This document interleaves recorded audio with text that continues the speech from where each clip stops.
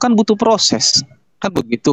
Ya bisa aja. Contoh dari segi bahasa, Bang.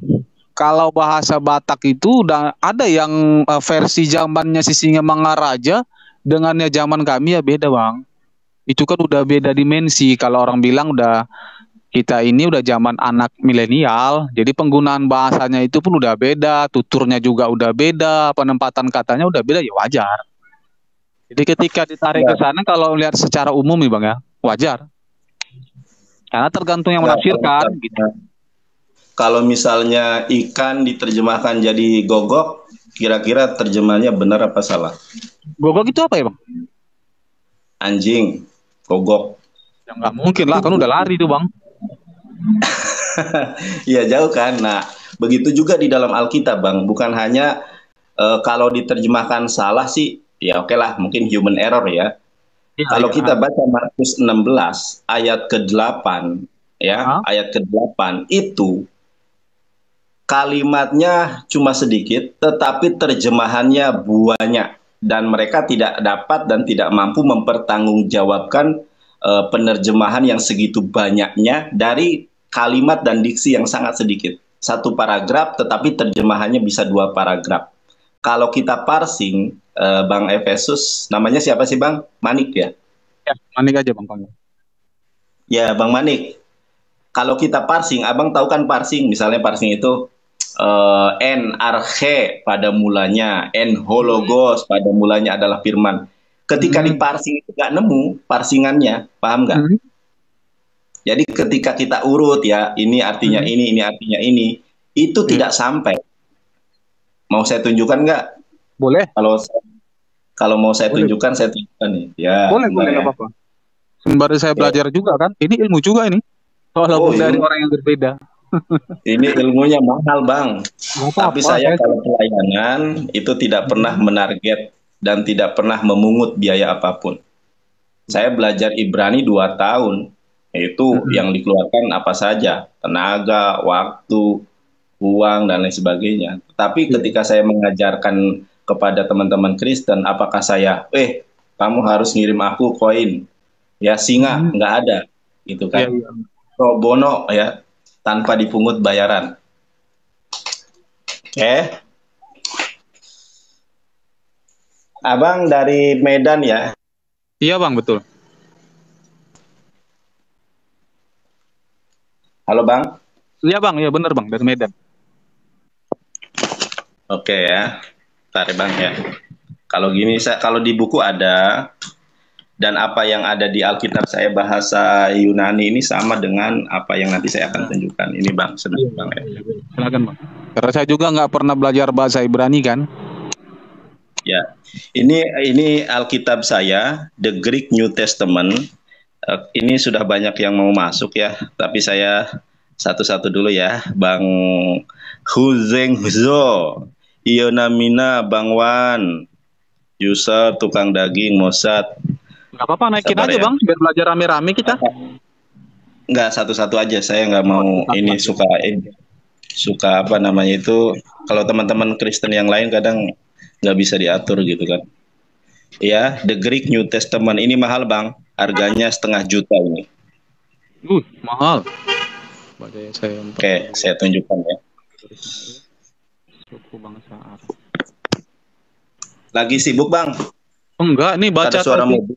baca typingan di bawah nih. Ada nih namanya bahasa Ibrani, saya nggak tahu nih apa artinya. Cuma dia bilang baca Yesaya 42:11. Keturunan Kedar Ismail suku bangsa Arab. Aduh. Ntar Ya nggak usah udah Bang, nggak usah typingan. hujan menghujat, ngapain coba? Ya, ini contoh ini. Contoh ya. Ntar. Kelihatan nggak laptop saya? Nampak Bang, nampak.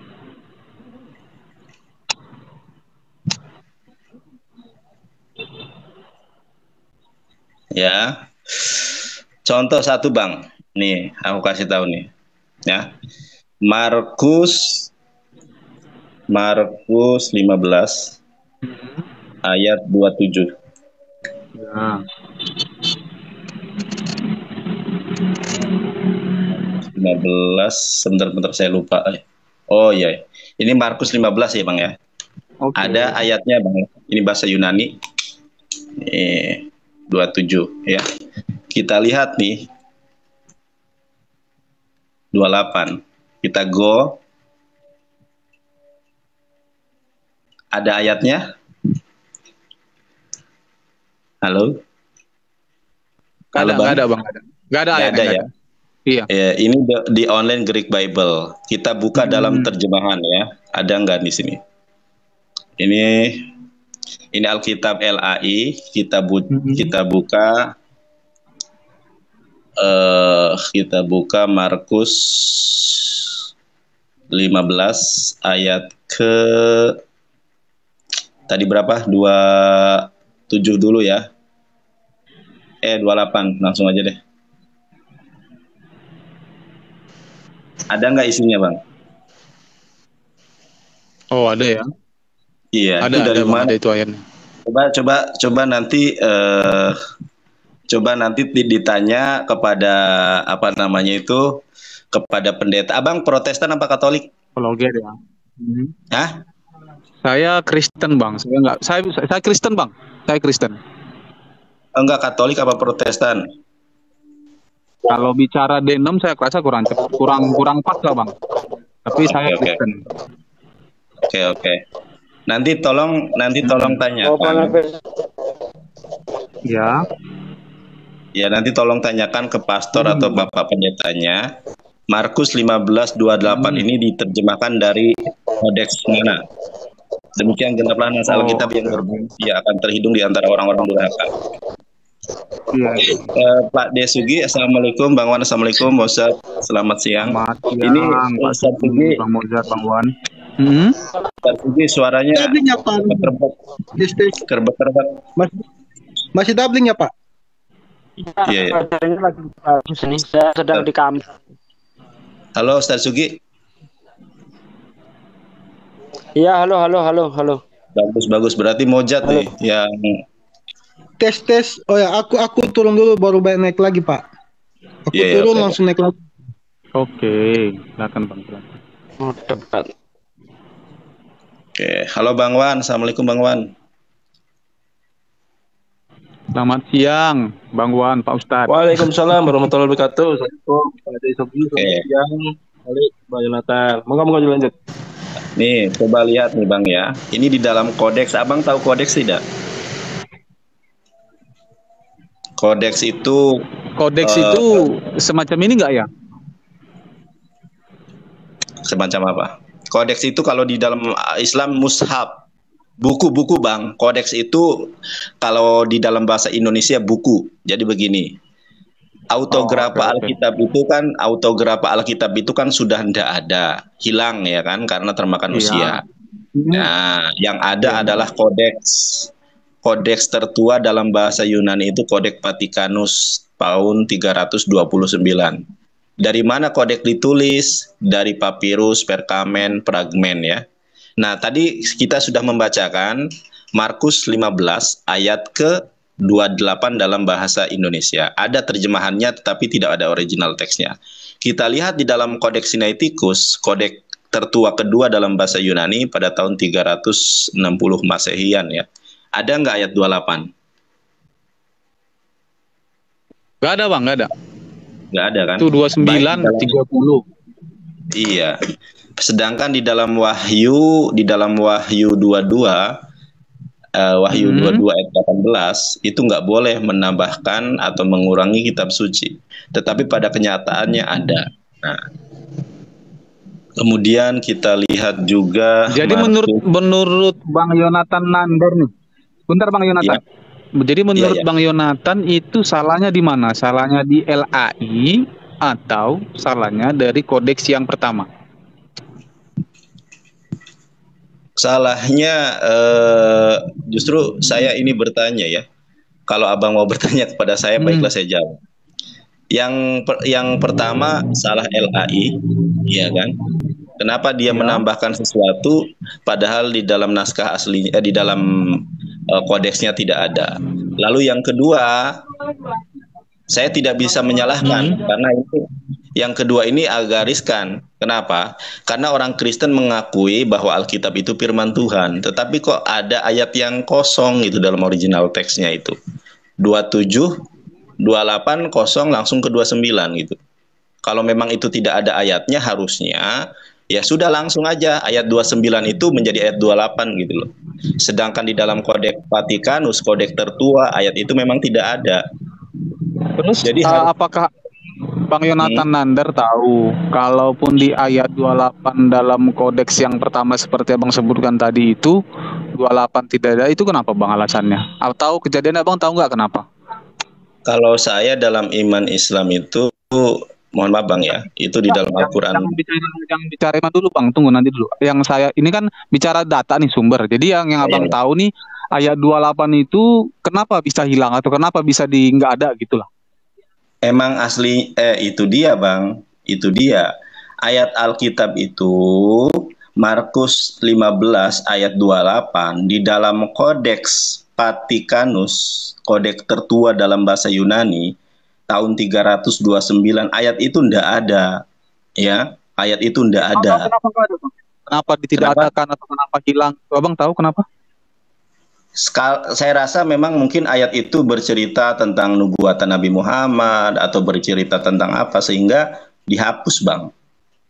Bercerita tentang Nabi Muhammad. Kalau tunggu Bang, kita pelan-pelan nih Bang.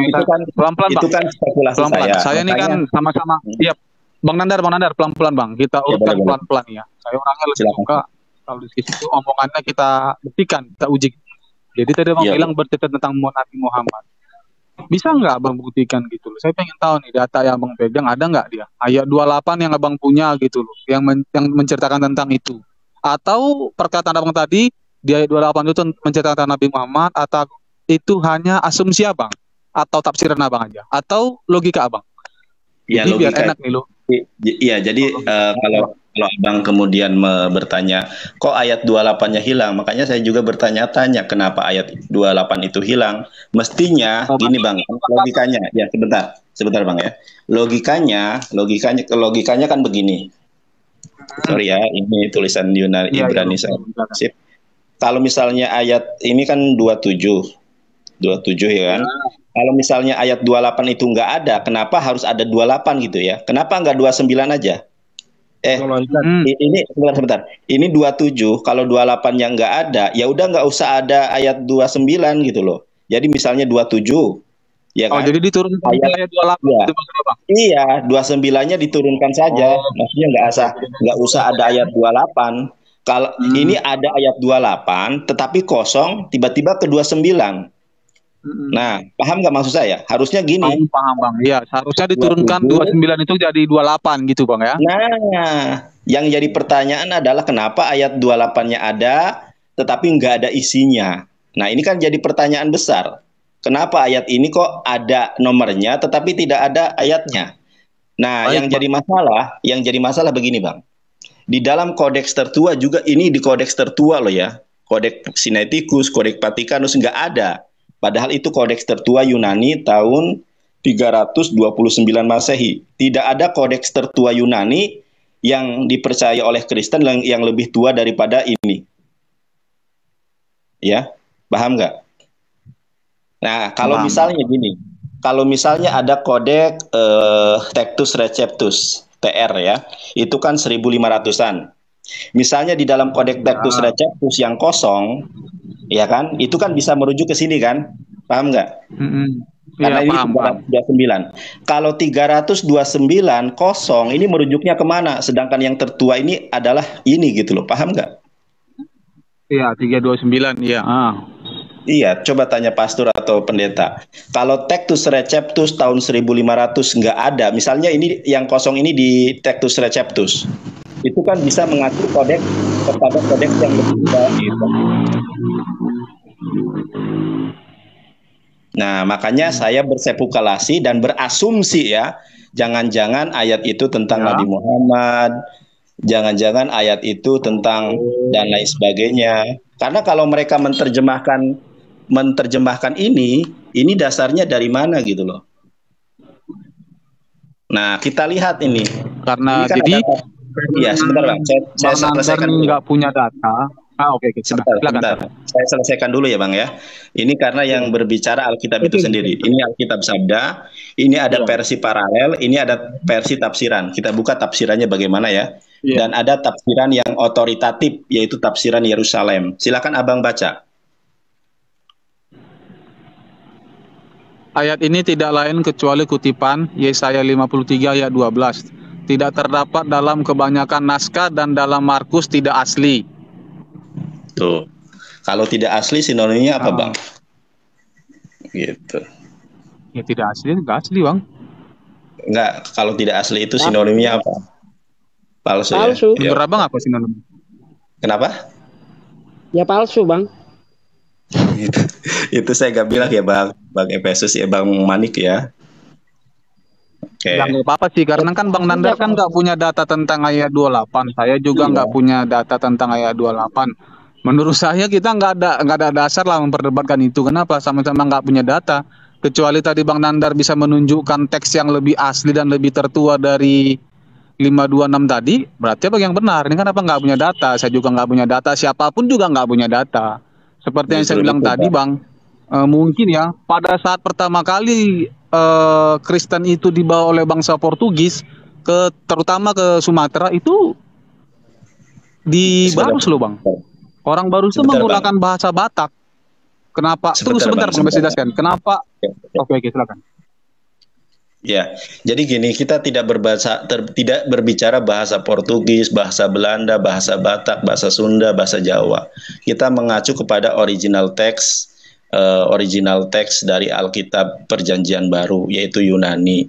Nah, rujukannya bukan bahasa Jawa, bukan bahasa Jepang, tapi kita merujuk ke dalam bahasa Yunaninya, yang ayat itu memang tidak ada begitu loh. Tapi yang menjadi persoalan adalah kenapa ya Markus 15:28 ada terjemahannya. Kemudian bukan bahasa aslinya, Bang. Iya, ini bahasa aslinya ya. Saya bacakan, dah. Ini kan dalam bahasa saya bukakan bahasa Yunaninya. Nggak ada isinya. Nih, pasal 15 ayat 28 ya kan. Coba kita lihat di sini. Nggak ada isinya, Bang. Kalau 29 kita cek ya, 29 ada isinya nggak? Nah, 29 ada ini. Ya. 29 ada, 27 ada. Coba ke ayat sebelumnya. 27 ada saya bacakan ya. Di sini kaisun hauto setauro sindo duo lestas ena ek desion kai ena es yo numon hauto. Ada ayatnya. Ya, kalau kita cek lagi ayat 28 nggak ada. Dan kalau abang tidak percaya, oh ini online Nandar, ini buatan orang Kristen. Dan kalau abang tidak percaya, kita bisa buka. Ini saya punya tafsir Perjanjian Baru, dan ini bisa dibuka di sini, ya. Mau saya bukakan di sini, Markus 16. Oh, silakan, Bang, silakan. Selagi abang masih punya data, nggak apa-apa. Oke, kita akurkan ya, kita akurkan. Mungkin setelah ini saya izin zuhur, mungkin Ustadz Sugi sama Bang Wan. Silakan dilanjut ya kalau mau ini berdiskusi sama ini. Saya dulu Nandar, gitu loh. Kenapa? Saya sanggah dulu. Sebentar. Iya, sebentar. Ya nanti saya sholat dulu, nanti Ustadz Sugi, Bang Wan bisa dilanjut. Nanti setelah sholat saya juga lanjut ya. Bentar ya. Nah, kita tunjukkan dulu nih Markus 15, bentar.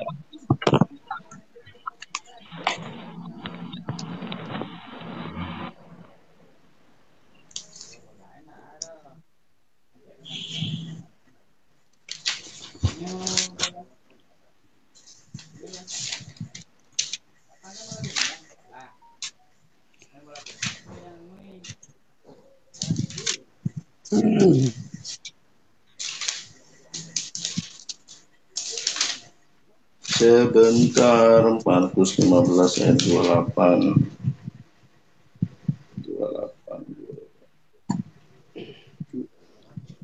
Nah, ini Bang ya. Ini Bang ya, sama ya dengan yang ada di kitabnya langsung ini. The Greek New Testament ya. Kita lihat nih. Ini adalah Markus ya. Ini nih, kata Markon. Ini bahasa Yunaninya Markon ya. Markus. Nah, Markus pasal ke-15 ya. Pasalnya ini nih pasalnya ya, pasal 15 ayat ke-27 kita lihat nih. Ayat 27 sampai sini tiba-tiba ke Halo Bang? Iya, ya.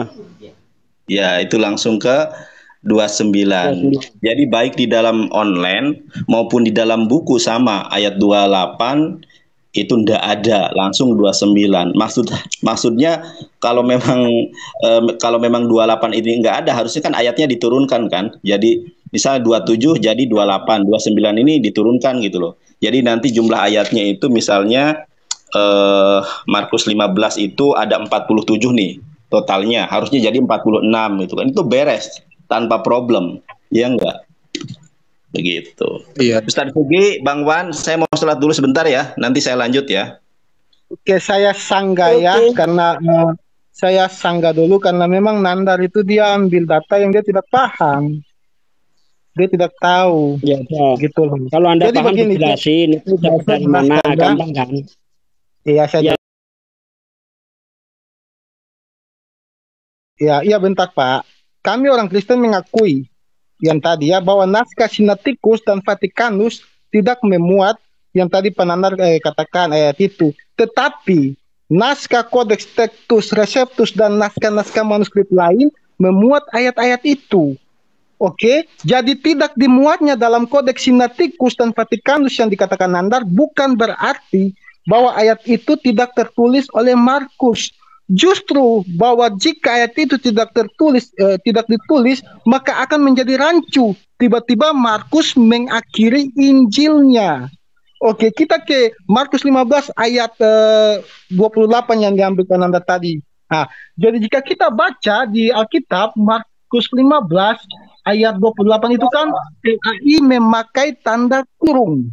Itu jelas ya di Alkitab. Nah, jadi LAI membubuhkan tanda kurung itu sebagai tanda bahwa naskah tersebut itu dia tertulis dalam naskah Textus Receptus, namun dia tidak tertulis dalam naskah Westcott Hort atau WH yang tadi Pak Nandar ambil di laptopnya itu. Jadi sangat jelas naskahnya ada. Jadi sekarang gini, tadi kan sudah disebutkan Pak Nandar, ada tertulis di dalam TR itu. Textus Receptus. Nah, pertanyaannya itu Textus Receptus itu dapat dari mana itu? Kan bukan sementara hanya Textus kan tidak ada tuh. Ya udah Pak Ustadz ini kalau aku ngomong ini sudah dipotong-potong nih. Jadi begini Pak Ustadz, kan sudah dibilang supaya saya nggak lupa, makanya dijawab itu Textus Receptus itu dapat dari mana? Itu kan sudah diterangkan Ustadz Nandar tadi. Itu ya, ada di Textus Receptus. Iya, saya mau jawab. Sudah saya katakan ya, bukan hanya terdapat di naskah Textus Receptus doang, ada naskah-naskah lain seperti Westcott Hort. Jadi yang tidak tertulis itu hanya di Vatikanus. Begini Pak, dari sekian banyak naskah yang hanya tidak tertulis di naskah Sinaiticus dan Vatikanus itu saja. Tapi naskah yang lain itu menulis. Paham nggak sampai sini? Iya, saya paham. Jadi makanya itu. Naskah tertua adalah Sinaiticus dan Vatikanus. Kemudian naskah-naskah yang lebih muda itu memuat tentang Markus 11 ayat 28. Nah, itu dapat dari mana? Sementara di naskah tua tidak ada. Kan sudah, oke, saya jawab lagi ya. Begini Pak, saya kasih contoh. Kan sudah saya katakan, jika Injil Markus tiba-tiba diakhiri seperti naskah Sinaiticus tadi, itu berarti ayatnya itu akan menjadi rancu pasalnya Pak. Dan begini Pak, dan bukan tertulis, tidak ditemukannya kodeksnya. Jadi kodeks yang Anda ambil, yang tadi Nandar ambil, yang Sinaiticus itu yang penemuannya sampai di pasal itu doang. Tetapi penemuan kodeks-kodeks lain itu ditemukan ada kelanjutan ayatnya Pak. Jadi bukan LAI atau terjemahan yang menambahkan. Ada ayatnya di kodeks, kita buka saja di kodeks Textus Receptus, Westcott itu ada jelas ayatnya. Lalu mau dilakukan framing di mana gitu? Iya, itu tadi sudah dibilang sama Ustadz Nandar bahwa itu memang ada di naskah lain seperti Tectus Receptus dan itu tadi yang kamu sebut, tapi itu naskah lebih mudah. Sementara naskah tertua tidak ada. Pertanyaannya, Tectus Receptus itu ngutip dari mana? Gitu loh. Iya, Siapa mungkin yang Pak itu? Sugit begini. Bukan tidak ada Pak naskah Sinaiticus, bentar dulu Pak. Naskah Sinaiticus Vaticanus yang untuk penulisan Markus ditemukan hanya sebatas itu, bukan tidak ada. Apakah kita sudah tahu semua Injil Markus dalam naskah Sinaiticus telah ditemukan? Kan Alkitab tidak pernah mengklaim telah ditemukan semua, tetapi yang ditemukan dalam Sinaiticus dan Vanitakus Vanitakus lagi sorry. Itu hanya sebatas itu. Tetapi kalau naskah lain setelah penemuan naskah lain, Tectus Receptus walaupun dia lebih tua, anggaplah kalau Vatikanus itu tidak lengkap, ya kan? Seharusnya ketika di Tectus Receptus itu ada, itu kan harus ada manuskripnya. Ini manuskrip dari mana? Itu loh biar jelas. Atau si penulis Tectus Receptus itu ngarang gitu, tanpa ada sumber dasarnya gitu. Mantap, begitu. Betul Ustaz Sugi, bagus nih luar biasa. Makanya Iya, makanya dipertanyakan gitu loh. Makanya kalau di Islam itu kan, misalnya ini ada hadis, tapi sanadnya kok nggak nyambung kepada Rasulullah. Nah ini bisa hadis doif, lemah. Di sini paham nggak? Gini aja Ustaz Sugi, saya sedikit menjelaskan kepada itu di zamannya Yesus pernah ngomongin enggak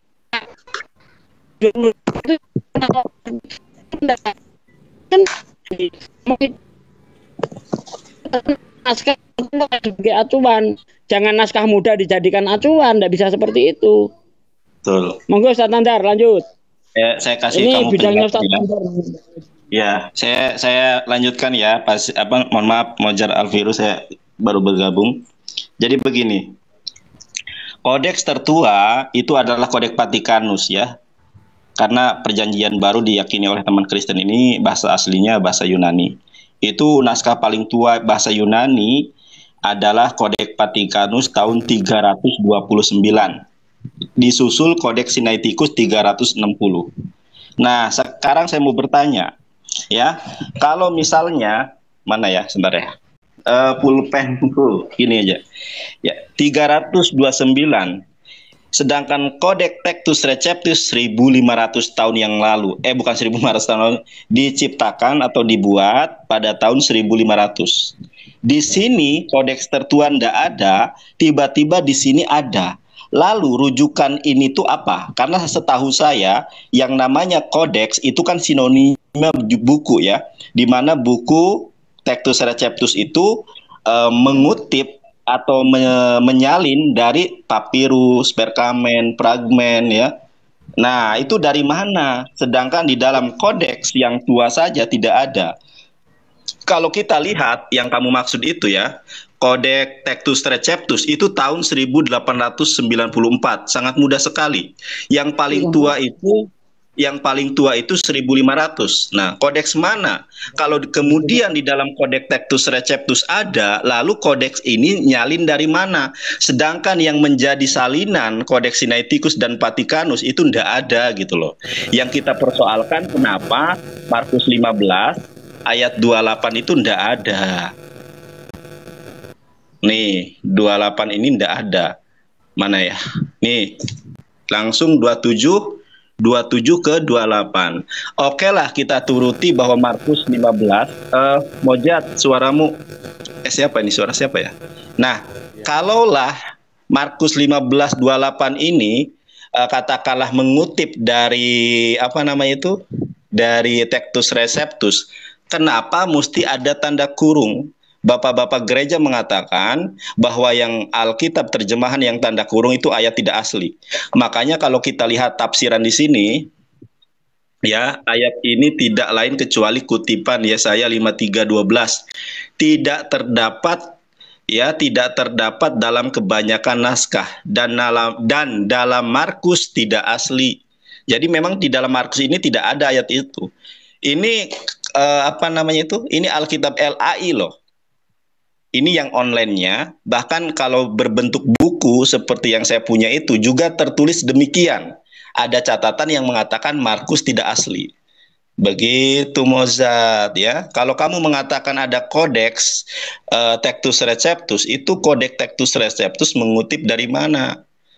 Harusnya mengutip dari kodeks yang lebih tua, sedangkan kodeks yang lebih tua saja tidak ada ayat itu. Bahkan lembaga Alkitab sendiri telah jujur bahwa ayat tersebut tidak asli. Markus tidak asli. Gitu ya.